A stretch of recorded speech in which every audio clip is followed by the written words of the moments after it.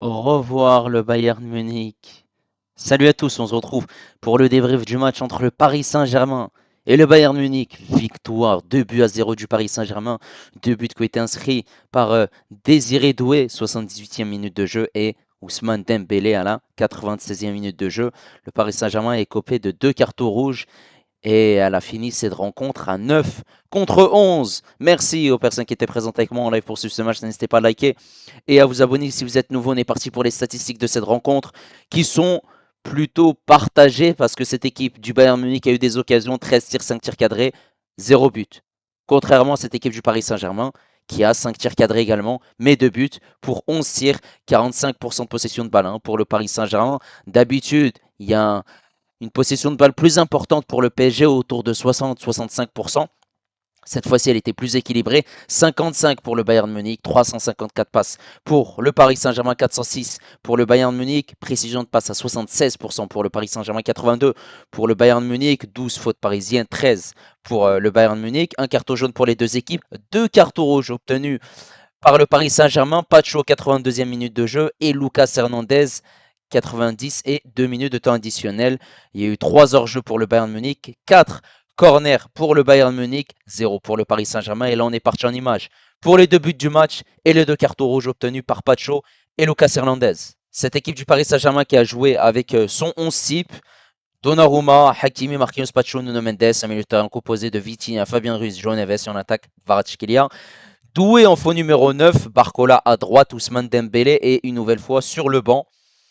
Pour cette équipe du Bayern Munich, c'est un 4-2-3-1 avec Neuer, Leimer, Upamecano, Jonathan Tah, Stanisic à gauche, Pavlovic, Kimmich en double pivot, Coman à gauche, Olysée à droite, Moussiala en numéro 10 et Harry Kane en numéro 9. 77e minute de jeu. On va voir qu'il y aura une récupération du Paris Saint-Germain. Ici, comme vous pouvez le voir, c'est João Neves qui récupère le ballon, qui va servir ensuite sur ce côté droit Hakimi. Hakimi qui va accélérer, qui va ici faire la passe dans le bon timing pour João Neves. João Neves dans cette surface de réparation, le crochet, la feinte pour ensuite servir Désiré Doué qui est ici tout seul. Désiré Doué, le crochet, et ensuite il est bien positionné aux abords de la surface de réparation. La frappe, le but. Neuer est battu. Il a mal jugé la trajectoire de cette frappe. Ça fait 1-0 pour cette équipe du Paris Saint-Germain. Un magnifique but et une magnifique action du Paris Saint-Germain. Juste après, Désiré Doué va sortir. Vous voyez qu'il y a du sang sur sa lèvre. C'est normal parce qu'il avait pris un contact voilà, au niveau de sa lèvre. Et il a été élu homme du match. 81e minute de jeu. Ça sera le premier tournant de cette rencontre puisque eh ben, on va clairement voir que Pacho fait une grosse erreur. C'est pas le dernier défenseur, mais il ne touche pas le ballon. L'arbitre va donner le carton rouge à William Pacho et on voit clairement ici que le pied est très haut de la part de Pacho sur Leon Goretzka, carton rouge mérité. Voilà. Ensuite, quelques minutes plus tard, Lucas Hernandez, qui était rentré en jeu, va écoper d'un carton rouge. Par contre, celui-là, il est très sévère.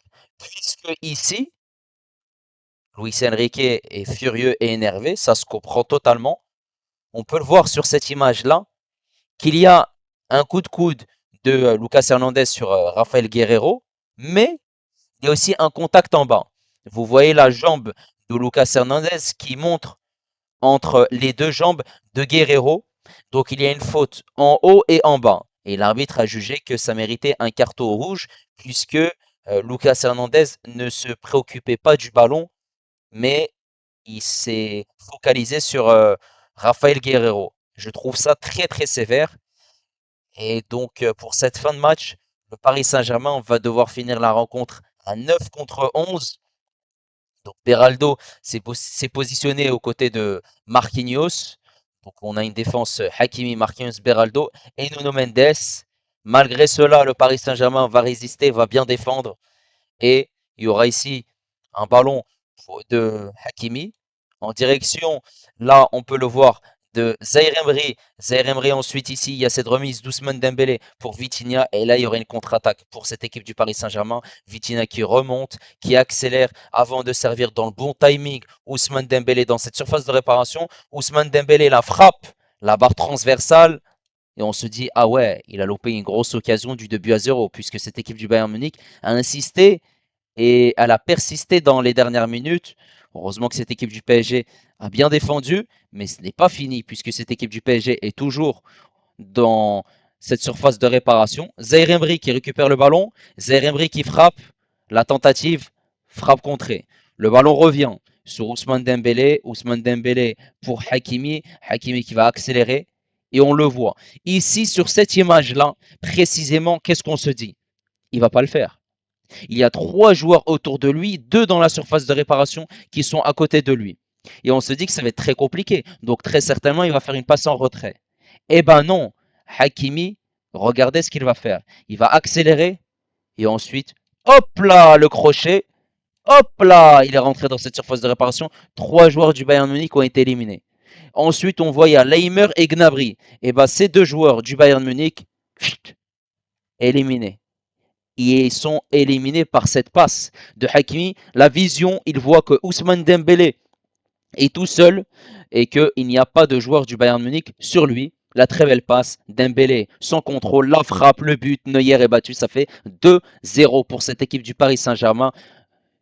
Que dire? Que dire du travail de Hakimi? Parce que là, Dembélé, il a juste à tirer. Hein.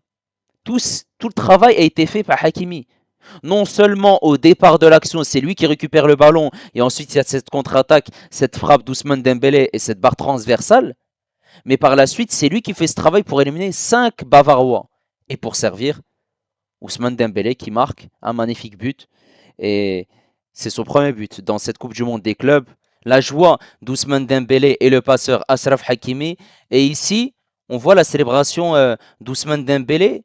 Sur le moment, je me dis, voilà, c'est une célébration où il joue à la play. Mais en fait, c'est un hommage à Diogo Jota puisque c'était la célébration de Diogo Jota lorsqu'il marquait un but.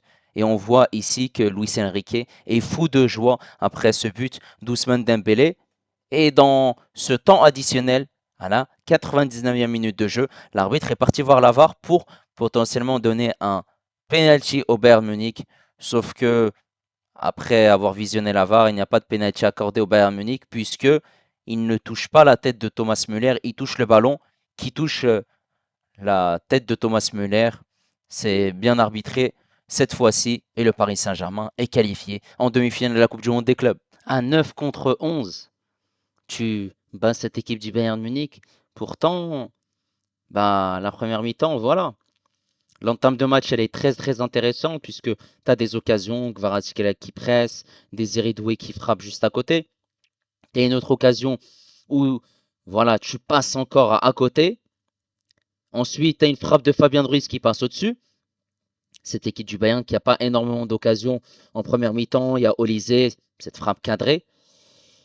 Et on voit surtout une bataille au milieu de terrain, une bataille dans les fautes, une équipe du Bayern qui petit à petit commence à prendre ses marques au fur et à mesure de cette première mi-temps et cette équipe du PSG qui doit défendre, une équipe du Bayern qui obtient pas mal de fautes, des coups francs, des situations intéressantes et elle met en danger cette équipe du Paris Saint-Germain.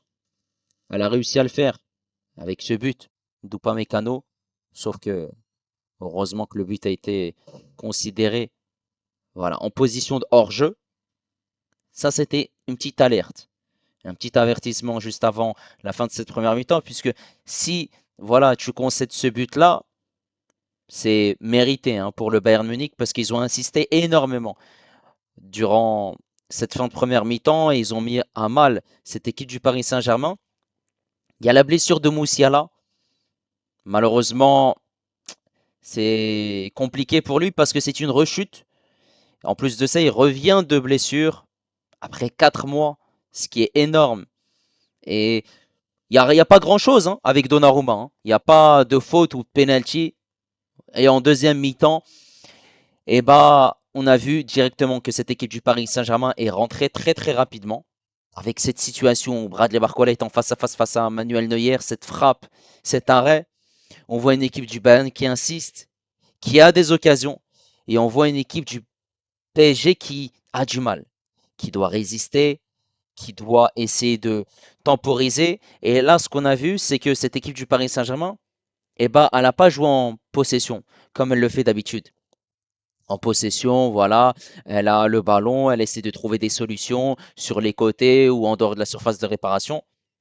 45% de possession de balle.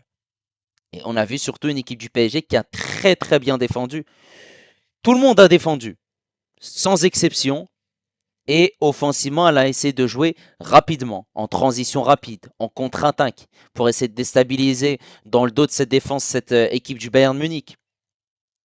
Cette équipe du Bayern qui continue, qui persiste, qui a des solutions. Déjà en première mi-temps, tu as une blessure. C'est celle de Stanisic, se blesse très tôt dans cette rencontre, avec cette rentrée de Sacha Boué qui est parti sur le côté droit et Leimer à gauche. Moussiala aussi qui est sorti blessé à entrée de Gnabry. Ça fait déjà deux changements. Et forcément, Gnabry fait une entrée très très intéressante en deuxième mi-temps, où il arrive à partir rapidement vers l'avant, que ce soit dans ses déplacements, de la verticalité, et l'explosion aussi de, de ce qu'il fait. Il part vite vers l'avant, il arrive à mettre quand même en difficulté cette équipe du Paris Saint-Germain. Cette équipe du Paris Saint-Germain résiste, persiste, a des occasions. Voilà, elle essaie de faire un pressing intéressant. On voit le pressing sur Manuel Neuer. Voilà, Barcola n'est pas passé loin de récupérer ce ballon. Une nouvelle fois, un pressing où cette fois-ci, eh ben, Kvaratskhelia presse, Dembélé juste à côté, il y a cette frappe qui passe au ras du poteau.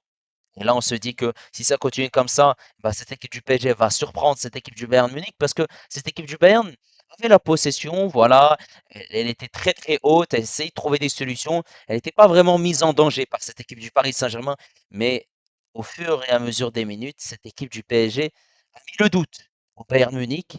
Et ensuite, à la 78e minute de jeu, une récupération de João Neves qui voilà, fait une très très belle récupération pour servir Hakimi. Hakimi la remise directement sur João Neves. Ensuite, la feinte, le crochet, la passe en retrait pour Désiré Doué aux abords de la surface de réparation qui est tout seul, qui frappe et qui marque un magnifique but. Manuel Neuer est surpris. En fait, on voit Manuel Neuer qui fait un pas, mais il s'attend pas à cette frappe. Et au dernier moment, bah, c'est trop tard. Forcément, bah, ce but, bah, mais voilà, en valeur déjà le pressing du Paris Saint-Germain qui a payé non seulement ce pressing, mais aussi le fait de jouer rapidement en transition rapide. Et en plus de ça, ça donne de la confiance au Paris Saint-Germain et met le doute à cette équipe du Bayern Munich qui ensuite va essayer d'attaquer, va persister. Et ensuite, il y a ce carton rouge qui va être l'un des tournants du match, puisque le fait que Pacho prend un rouge, bah, ça va donner encore de l'espoir au Bayern Munich, puisque cette équipe du Paris Saint-Germain va finir la rencontre à 10 contre 11. Ok, le rouge est mérité puisque le pied est très haut hein, de Pacho sur Leon Goretzka. Voilà, c'est dommage, hein, Pacho, ce carton rouge qui aurait pu laisser des dégâts, cette équipe du Paris Saint-Germain. On a ensuite Lucas Hernandez qui prend un carton rouge. J'ai pas trop compris. Il a le ballon, il met un coup de coude. Ok, certes. Ensuite, il met un coup vers le bas. Pourtant, c'est pas vraiment un rouge. Allez, un jaune à la rigueur. L'arbitre, il a été très sévère sur ce coup-là. Et là, tu finis la rencontre à 9 contre 11. Et c'est pas la même chose parce que il y a 6 minutes de temps additionnel, mais l'arbitre a laissé plus de temps. Parce qu'il y a ce carton rouge, il y a des fautes aussi. Et donc, forcément, ça laisse cette équipe du Bayern à pousser, à insister. On voit une équipe du PSG qui recule, qui défend, qui dégage les occasions, qui voilà, essaie de persister. Il y a ce but de Harry Kane et là je me dis oh purée, c'est pas vrai. Je me dis il fallait s'attendre à tout et voilà, le but est arrivé, sachant que si le Bayern marquait, bah, ça allait être très très très compliqué pour le Paris Saint-Germain parce que tu es à 9. Tu as deux joueurs en moins. Mais heureusement, le but est hors jeu. On voit une équipe du PSG qui a bien joué hein, cette position d'hors jeu, que ce soit sur le premier but en première mi-temps, sur Upamecano, et le deuxième pour Harry Kane en deuxième mi-temps. Et ensuite, Il y a cette récupération de Hakimi, Hakimi pour Zaïre Emery avec cette remise de Dembélé pour Vitinha, cette contre-attaque éclair. Vitinha qui sert Dembélé, la barre transversale. Je me dis, oh purée, on n'était pas passé loin de marquer ce deuxième but et on peut avoir des regrets parce que à tout moment, cette équipe du Bayern marque. Mais heureusement, Zaïre Emery conserve le ballon, frappe, ballon contré, ça revient sur Dembélé, Dembélé pour Hakimi. Et là, ce que j'ai vu, je m'attendais pas du tout. Hakimi, latéral droit qui est aux abords de la surface de réparation, il y a 3 joueurs autour de lui. Et je me dis qu'il va faire une passe en retrait. Hakimi va pas dribbler, certes. Il est très très fort athlétiquement, il a de la vitesse, il a de la percussion. Mais il y a 3 joueurs autour de lui, ça va être compliqué. Et en plus, si tu perds un ballon dans cette zone-là, et cette équipe du Bayern peut aller en contre-attaque, sachant que lui il est très haut, ça va être très très compliqué. Faut pas oublier que le PSG ils sont à 9 contre 11. Et Hakimi dribble 3 joueurs du Bayern Munich. Il rentre dans cette surface de réparation. Il conserve le ballon malgré que le joueur du Bayern la touche. Le ballon reste collé à son pied. 2 joueurs autour de lui. Il les élimine avec cette passe pour Dembélé. Dembélé qui se pose pas de questions. Qui frappe et ça fait but. Et là, je me dis, c'est bon, on est officiellement en demi-finale de la Coupe du Monde des clubs puisqu'il restait plus beaucoup de temps et il fallait marquer 2 buts pour cette équipe du Bayern Munich.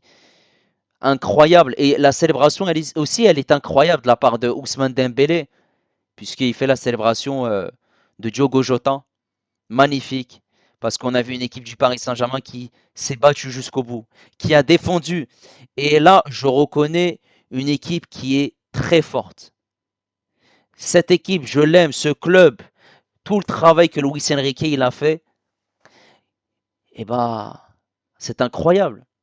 C'est incroyable parce qu'on est en demi-finale de la Coupe du Monde des clubs, sachant que on est en juillet.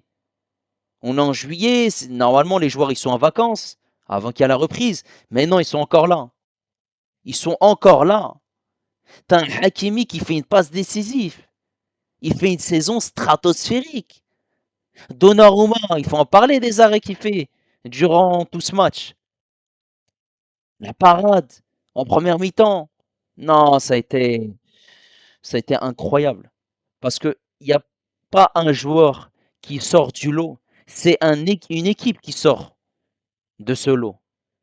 Bravo, bravo, parce qu'ils ont fait clairement le boulot. Maintenant, on va revenir sur la prestation des Parisiens. On va commencer par Donnarumma. Bravo. Bravo. J'ai qu'à te féliciter, frère. J'ai qu'à te féliciter. Bravo. Oui, tu as été impérial. Bravo, parce que non seulement tu as résisté aux assauts de cette équipe du Bayern Munich, tu as résisté aux frappes, tu t'es battu et tu as tenu la baraque. Donc bravo à Donnarumma qui non seulement a été impérial, mais aussi c'est un clean sheet pour le portier italien. Hakimi sur ce côté droit, la première mi-temps, elle n'est pas incroyable.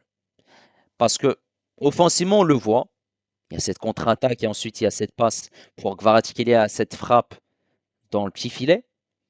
Mais défensivement, on le voit. Puisque ce pressing du Bayern, il était très haut. Et il avait tendance à déstabiliser les joueurs du PSG.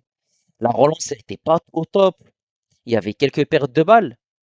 Mais la deuxième mi-temps, en fait, il y a un changement entre la première et la deuxième mi-temps. La première mi-temps, il n'était pas mauvais, c'était surtout défensivement. Offensivement, bah, il n'y a rien à dire.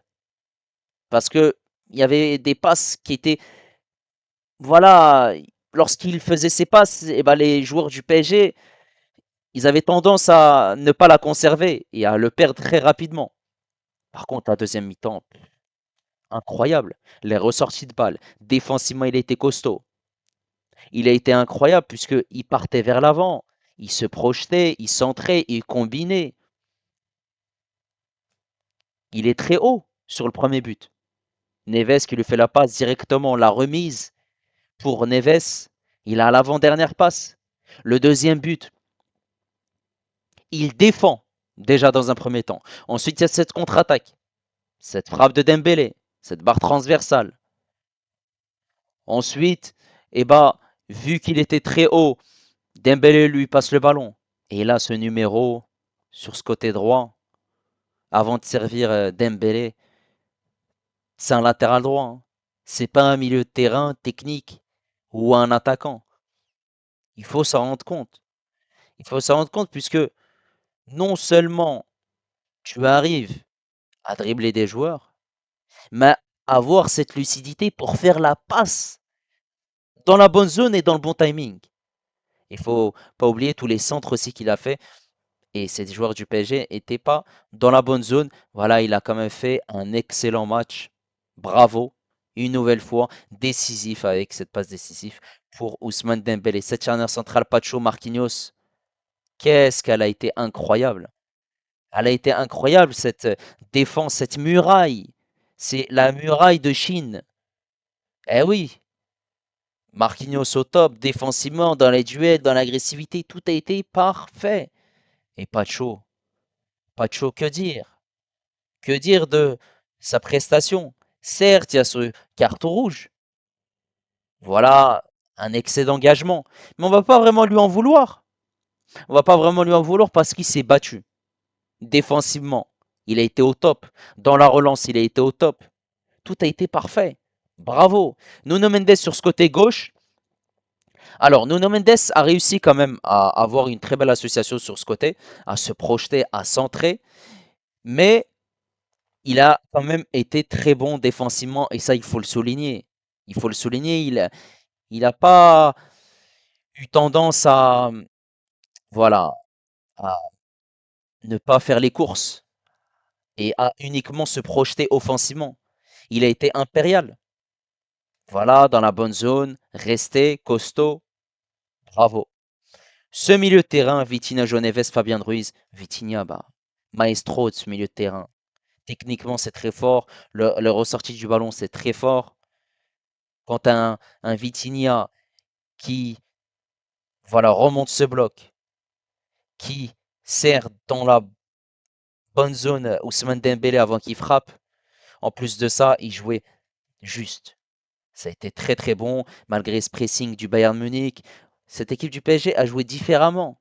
Et elle est là la différence. Elle a sorti autre chose qu'elle faisait d'habitude. Et ça montre que cette équipe du PSG peut avoir voilà, plusieurs tactiques. Que ce soit la possession, que ce soit le jeu en transition, défendre. Vitinha était excellent. João Neves, que dire de sa prestation? C'est lui qui récupère ce ballon sur le premier but. C'est lui qui fait cette passe décisive. Il était là présent dans l'agressivité, dans la combativité. Tout a été parfait dans ce qu'il a fait. Incroyable sa prestation. Fabien Ruiz, bah, au top, hein. Voilà, le jeu avec ou sans ballon. Il y a une tentative en première mi-temps qui s'envole. C'est dommage. Mais il n'a pas il ne s'est pas laissé aller, puisqu'il a multiplié les efforts. Et on a clairement vu, cette équipe du PSG a bien défendu. Il dégageait les ballons. Et en plus de ça, il jouait vers l'avant. La prestation de Fabien Ruiz est au top. Et en attaque, Kvaratskhelia, il a attaqué en première mi-temps. Beaucoup d'opportunités, beaucoup de frappes, petits filets, les occasions, tout ce qu'il faisait. En deuxième mi-temps aussi, les replis défensifs, l'agressivité, le pressing. Non seulement Kvaratskhelia, c'est un attaquant qui presse, mais défensivement, il est aussi au top.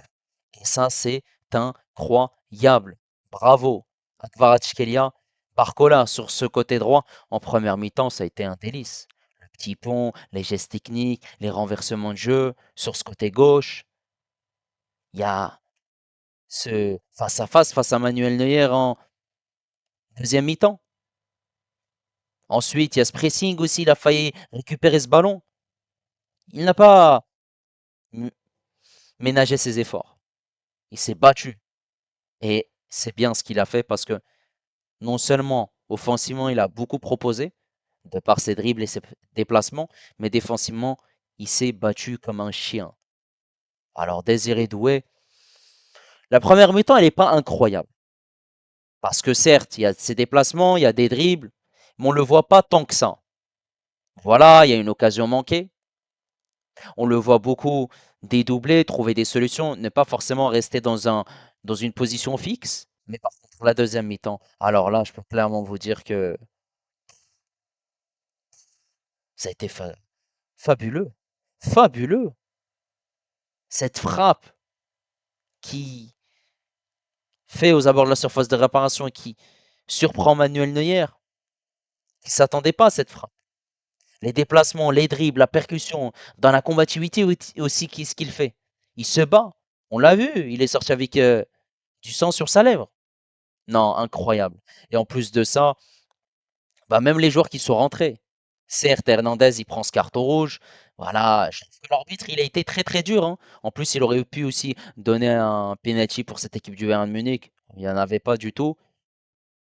Beraldo qui est rentré, qui a bien défendu, il faut le dire. Dembélé, mais l'entrée de Dembélé, elle est fracassante. Déjà, tu as ce pressing, cette frappe petit filet. Il est passé à pas grand-chose. Ensuite, tu as cette contre-attaque, cette barre transversale. Et pour finir, ce but. Magnifique. C'est son premier dans la compétition, tout comme Désiré Doué. Désiré Doué qui a été élu homme du match. Bah, Dembélé a été au top. Bravo à cette équipe du Paris Saint-Germain, que ce soit au titulaire ou au remplaçant, parce qu'ils sont rentrés et ils ont montré que les remplaçants avaient la dalle. Et là, on a clairement vu l'âme d'une équipe. Tu étais à 9 contre 11, tu l'as fait, tu te qualifies en demi-finale. Et tu sors cette équipe du Bayern Munich. Eh oui, tu es dans le dernier carré de cette Coupe du Monde des clubs et là maintenant, il faut clairement aller au bout. En tout cas, n'hésitez pas à me donner votre avis concernant la prestation du Paris Saint-Germain. Et aussi, petite pensée à Moussiala qui s'est blessé. Bon rétablissement, parce que ça m'a l'air d'être compliqué. Et je pense qu'il va être éloigné des terrains pendant un long moment. N'hésitez pas à liker, à vous abonner si vous êtes nouveau. Et moi, je vous dis à la prochaine. Ciao les amis, ici c'est Paris.